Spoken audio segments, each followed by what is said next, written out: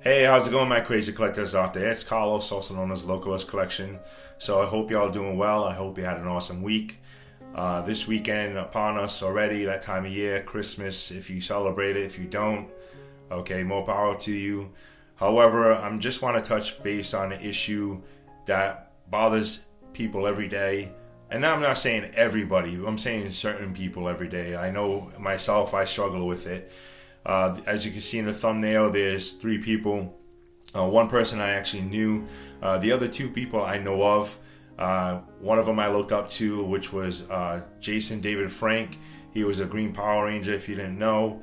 Unfortunately, due to recent months, not due to recent months, but in recent months, he took his life and he's no longer with us.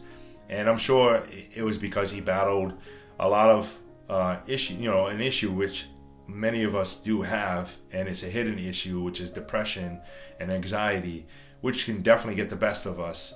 The most recent person that I know of is Steven Twitch Boss, which is the Ellen DeGeneres' DJ. From the time she started to the time she finished the talk show, he was a pretty cool guy from what I seemed down to earth. I believe the last video he had was with his family, and it looked like he was happy, having a good time. But just because you're happy and you're having a good time doesn't mean that you're battling something that's going on in your head. It's a very tough thing. The other person is Sean. I'm not going to say his last name, but he was a fellow soldier. We lost him back in 2010. Now, just to kind of go back into a long time ago, a while ago, with Robin Williams. He was a well-known comedian. People knew him. He made people laugh. But he also battled with things that were very tough. He had depression. So that goes to show, no matter your status, whether it's big and famous like that, to not even being big and famous, it doesn't matter. It affects a lot of people. And around this time of year, it's tough.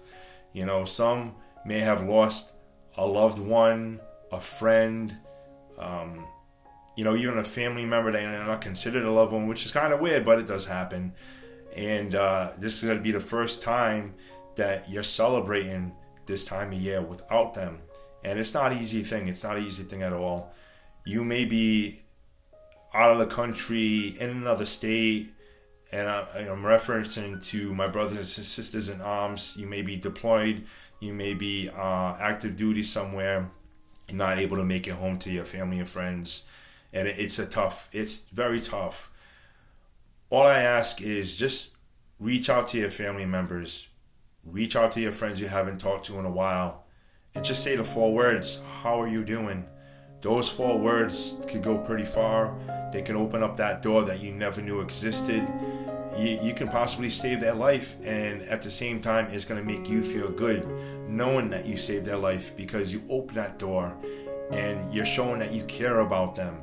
That's the big thing, is showing that you care about them, showing that you're going to be there for them, asking them how they are doing. It's huge. It's huge. Now, in the description below, you're going to see a couple of hotlines. One is what I refer to like a civilian suicide hotline. The other one is for military brothers and sisters in arms. You can reach out to them.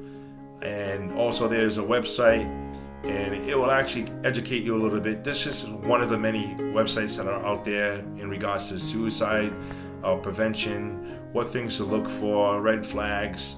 I can just tell you a couple of big things, like 2 big things that I know to look for. And one is, if you see somebody and they've been down and out, and all of a sudden they're just happy, they're just very happy, that's a red flag. That's a red flag.